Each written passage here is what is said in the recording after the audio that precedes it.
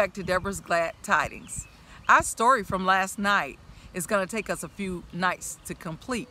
And I figured you couldn't wait to see what happened next. Neither could I. So I decided to do a story time premiere to get started on the next section of our story. So here we go. The prince put all the gifts back into the same basket and returned all of them to Queen 12 Veils. Both she and her daughter were filled with rage after the stranger prince rejected her and their special favor. As soon as opportunity presented itself, he went to the apartment of King Plov and the queen, hoping Princess Patella would be there. He looked everywhere for her, but she was nowhere to be found. Whenever anyone came into the room, he turned his head quickly towards the door and seemed anxious yet disappointed. The wicked Queen Veils knew what was passing through his mind, but she didn't let on. All she talked about were pleasure parties, receiving from him nothing but foolish answers in return. Finally, he asked where the princess was. "Your Majesty," said Queen 12 Veils hotly, "her father, King Plov, has forbidden her to leave her own apartment until my daughter is married first. Is that a good enough reason to keep this fair lady a prisoner?" "I don't know," the queen answered. "Even if I did, I don't have to explain it to you." The prince was enraged and cast dirty looks at the queen's daughter, as if he thought to himself it was an account of that little monster and her mother that he was robbed of the pleasure of seeing Princess Patella. Then he left the queen abruptly, for her presence was more than he could handle. When the prince returned to his own room, he told a young man who had traveled with him to offer any bribe to any of the attendants of the princess, so that he might be able to speak with her a moment. The servant had no problem finding some ladies in waiting who were willing to be taken into confidence. One of them assured him that every evening Princess Patella sits at a window overlooking the garden where she could speak to people in passing. He could speak to her then, provided he took great precautions to prevent being seen. She added, "King Plov and the queen are so severe that they would kill me if they knew that I did this favor." The princess servant, delighted at what she had heard, promised to keep her secret. He immediately ran back to report his findings to the prince and to tell him what hour appointed for him to meet her at the little window. The lady in waiting couldn't wait to warn the queen of what was going on and to act on her orders accordingly. Queen 12 Veils at once made up her mind to send her daughter to sit at the little window. She gave her instructions on exactly what to do. She was naturally very stupid, but this time she remembered them all.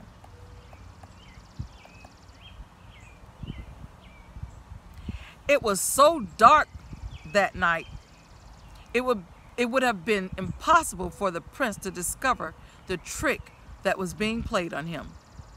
That night he hurried to the window with such joy that cannot be described and said to Princess Patella's stepsister all that he would have said to her to express the love he felt for her. Taking advantage of the opportunity, she told him she was the most unhappy girl in the world to have such cruel stepmother, and how she would always have to suffer until her stepmother's daughter gets married. The prince assured her that if she would have him for a husband, he would gladly share with her his throne and heart. After saying so, he took the ring from his pocket and placed it on the wrong girl's finger. He told her it was for an everlasting token of his love, and that she would set the time that they would set off without delay. She gave what answer she could to his passionate speech, but he noticed that nothing she said made any sense. At this point, he was suspicious, but he was so happy that he convinced himself that it was just his fear of being tricked by the queen that gripped him. He knew it would have grieved him terribly to be forced into such a mistake. He left her on condition that he would return the next night at the same time. She consented with the utmost willingness. The queen had high hopes after hearing of the success of her plan. When the day of their escape came, the prince came to take the princess away in a flying chase, steered by winged frogs, which his friend Green Wizard had given him as a gift. It was very dark that night. Truantone crept out of tiny door of the tower where Princess Patello was being held prisoner. The prince was waiting for her outside and received her in his arms and pledged his eternal love and faithfulness to her. Eager to marry her, he asked when she would like their wedding to take place. She told him she'd like her godmother, a very celebrated fairy named Mama Dell, to attend the wedding, and she wished to go to her castle for her blessings. He didn't know the way, but his big frogs knew exactly where to go, and in no time they landed at Mama Dell's dwelling. The castle was brilliantly lighted, so she knew the prince would realize his mistake. So she carefully covered herself with a veil that she had gotten from her mother. Having asked to speak with her godmother in private, he waited in another room. She told her how she had entrapped the prince and begged her to make her peace with it and give them her blessings.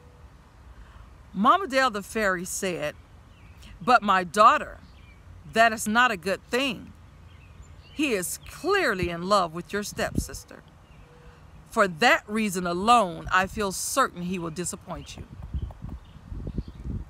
Meanwhile, the prince awaited them in a room whose walls were of diamonds, so clear and transparent that through them he saw Mama Dell and her talking. He couldn't believe his eyes and thought he must be dreaming. "What?" he said. "Have I been tricked? Has that demon come to spoil our happiness? Has she come to interfere with my marriage? My dear Princess Patella is nowhere to be seen. Could it be her father has followed us?" All kinds of thoughts passed through his mind, and he began to be in despair. It was much worse when they came into the room and Mama Dell said, "Prince Charming, I present to you Princess Truantone, to whom you have pledged your word. I give you my blessings, and I command you to marry her at once." Wow, what a twist on this story. Thank you for joining me for story time. I can't wait to hear what happened next. But before I leave, I'm gonna tell you the YouTube characters who have been featured in the story so far.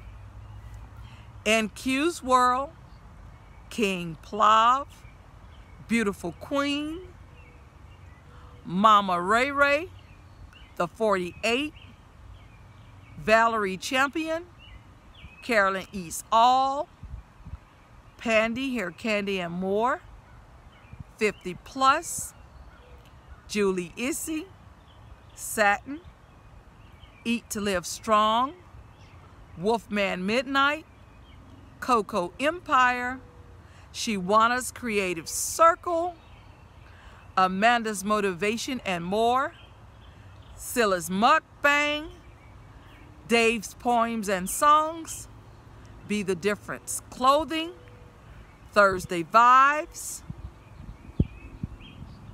Super Smiley, Beautiful Queen, Sweet Twisted Joy, Magic Moments, Simply a Sweetheart, Logical One, Creative Thinking.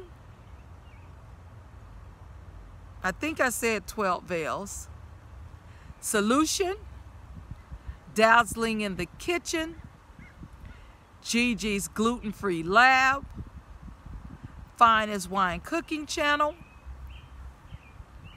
Slick Production, Mindcrafted, According to Jeff, Chosen Queen, Princess Potella, Miss Kanky Curly, Mama Dale, At Home with Miss Jones, Pretty Gigi, Auto Flower 420, Oil Money ENT, God's Child, Share Bright Light, One Virtuous Woman, Island Reaction, Bloveslife,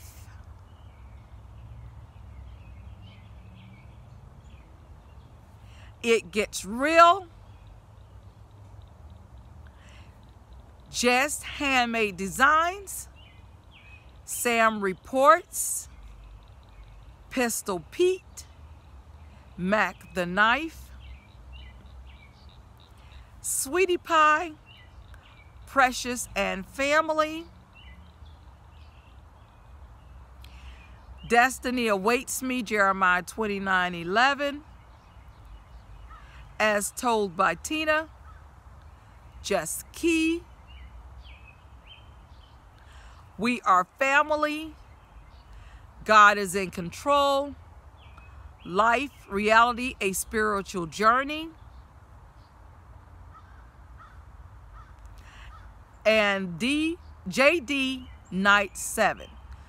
Those were all of the characters featured in our story time so far.